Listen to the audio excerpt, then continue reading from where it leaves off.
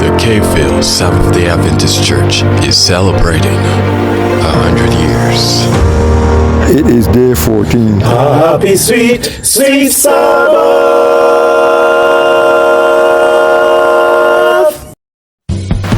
Good afternoon, everyone. We're here with Hill in the UK.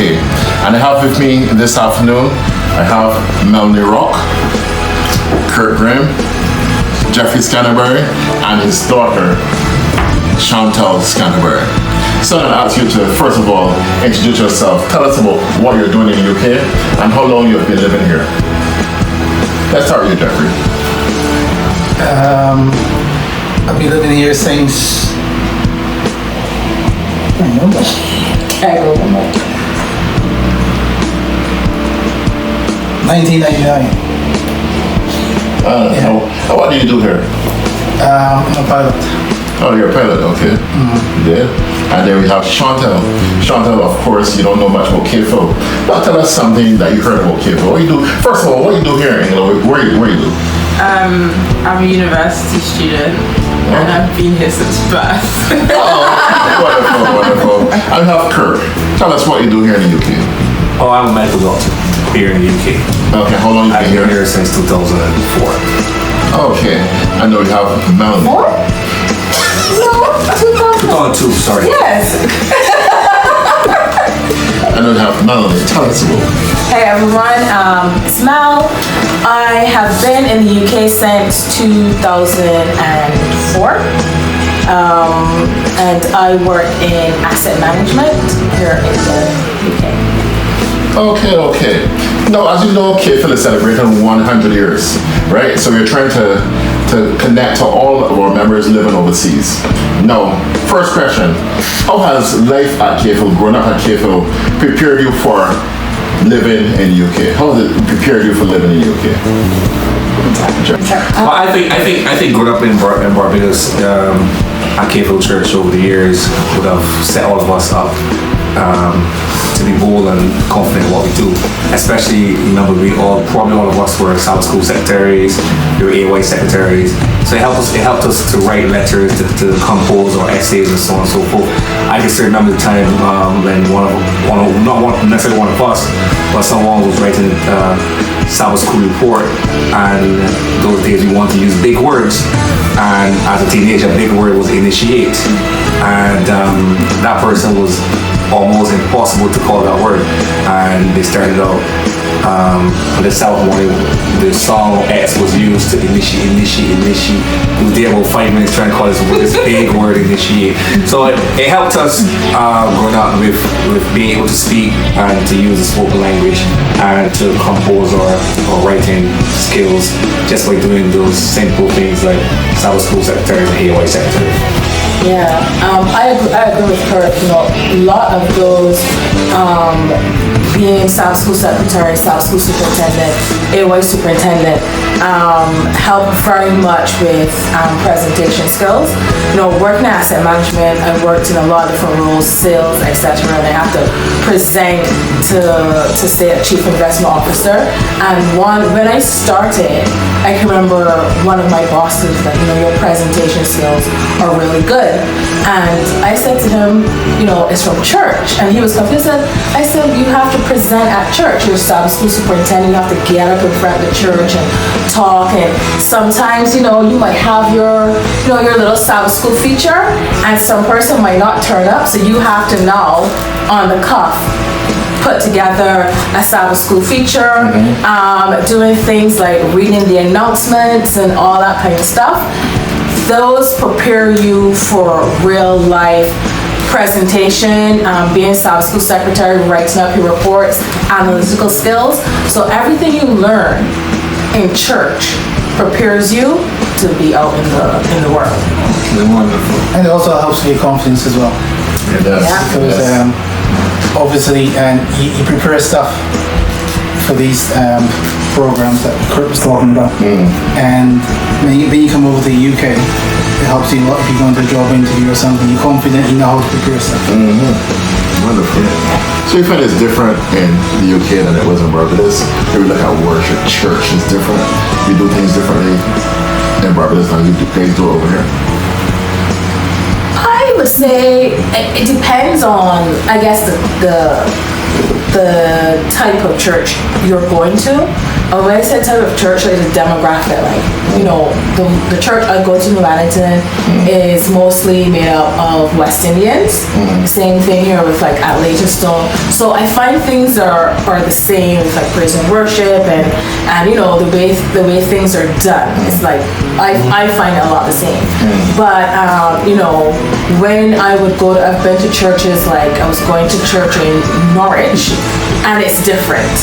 The church in Norwich. I didn't go to Stamford, but I've been to, like, you know, churches more outside of London where the demographic is different. My church in Norwich was mainly a Caucasian church, and the way they did things was very British, and it was a lot different than, say, how we would do things in America. Yeah. Okay. And I do think that going to K-Field Church, I remember K-Field's church service is brilliant. The singing is good, 4/4 time. I remember over the years, if we as a group, we used to try to, they're still playing 4/4, we play cut time, get the music a little bit faster. But over here now, Leytonstone Church is my church, and we are a predominantly Jamaican church. I know Jamaicans are a little bit different to Barbadians, so my church is up tempo when it comes to music. So we play a lot of, you got drums, you got guitar, we have keyboard. So we play a lot more up tempo music, which is a little bit different to what K-Field or what we were accustomed to at K-Field. But over the years, you've come to understand and to enjoy this kind of music now. So you want to, it makes church feel, to me, a bit more exciting than it was when we were growing up. Okay. Nothing more than that. Okay, wonderful. No, we were all members of the Advent concerts. How did that help you, developing you to become the person you are now, so you can be leaders in your field here in the UK? But dude, you guys give me a tough skin. No, work ethic. Work ethic. Yeah, because playing in the band, you have to practice, you have to make sure you're ready, and you get accustomed to working hard to achieve an aim. So it helps a lot when you come over to this country as well. If you want to succeed over here, you need to put the work in, so to speak. So it helps a lot.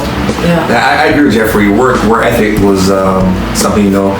One thing about the Advent concerts, I know played the Worth Drops, but the Advent concerts was that people like Ryle and Lomer, when they were directors, they would make sure you know what you're playing. You can sit in the back and hide. Because I just love hiding in the back and just pretend to be playing with my fingers and not blowing anything. And then Ryle would put you on the spot and says, oh, well, you play by yourself, but that time you don't have a clue what to play. But it did make you a better person after you learn to play it by yourself. And come over here, as Jeffrey says, going for interviews and so on and so forth, it made you stand on your 2 feet and show that you can't just hide in the back, you got out front.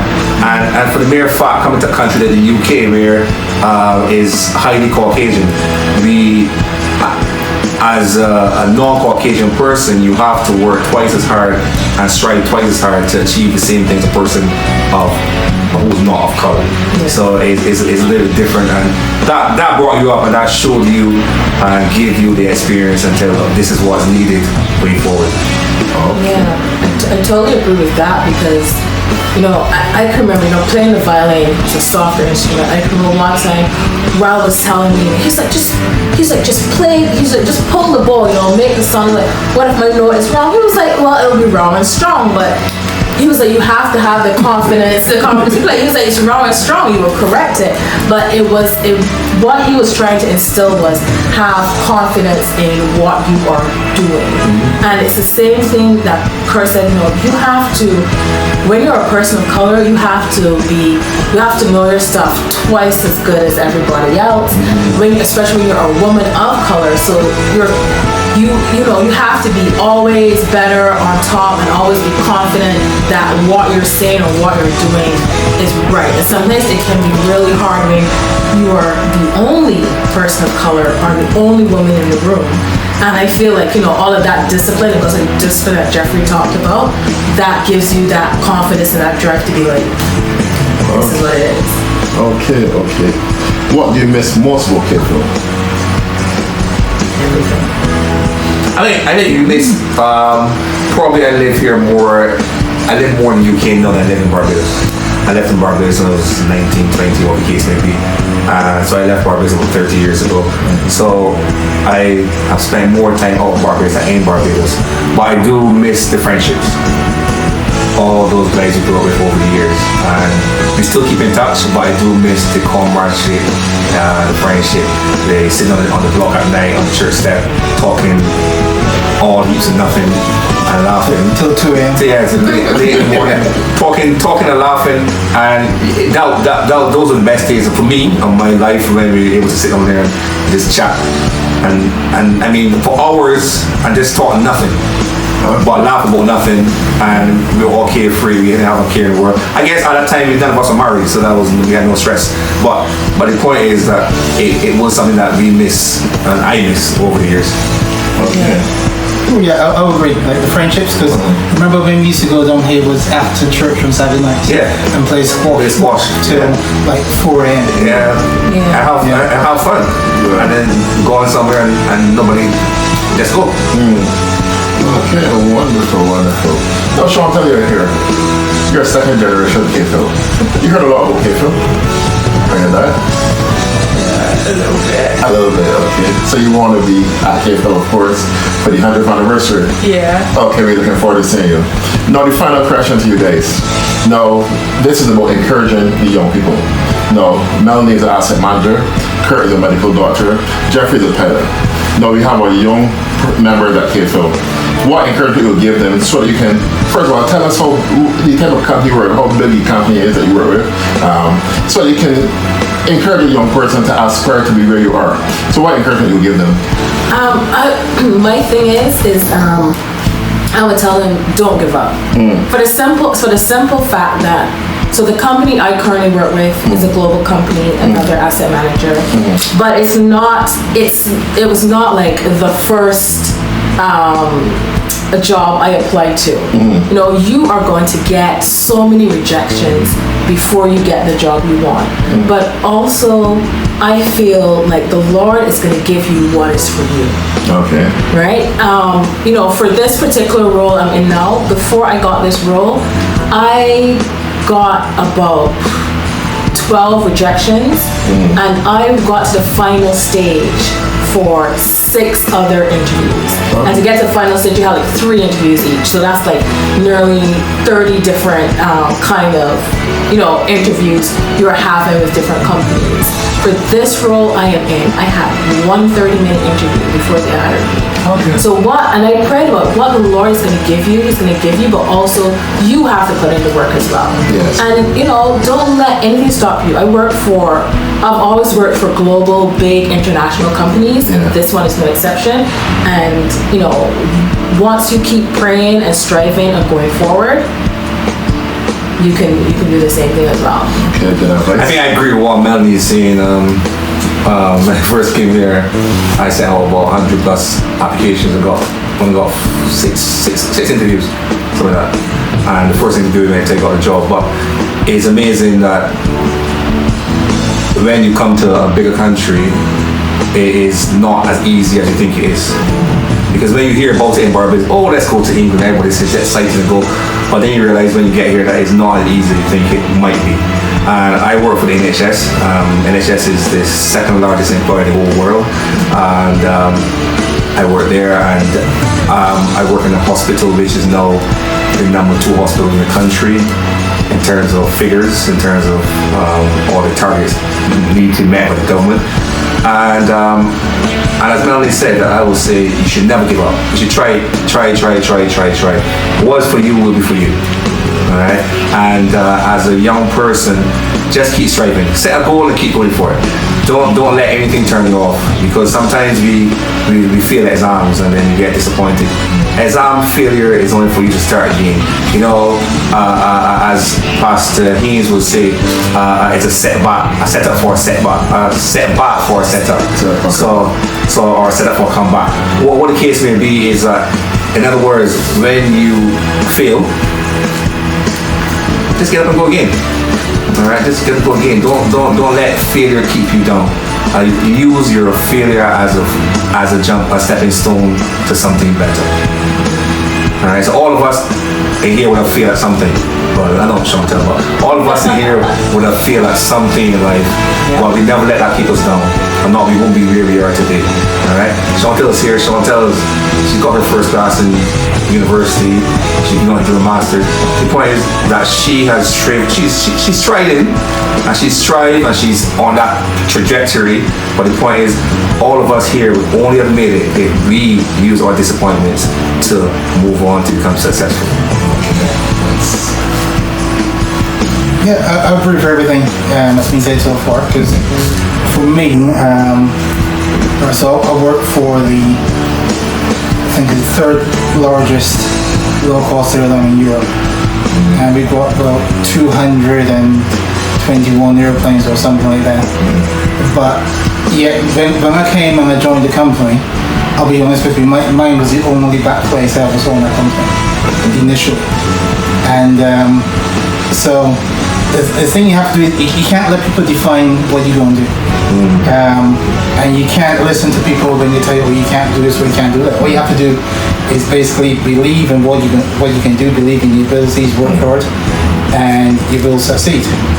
That's the best advice I can probably offer. Just if you set yourself a goal, believe in it and just do it. Ignore everybody else. Just believe in yourself. All right, thank you very much for your words of encouragement.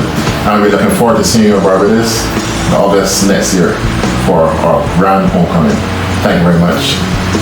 Thanks, Larry. Bye, everyone. Bye-bye. Bye-bye.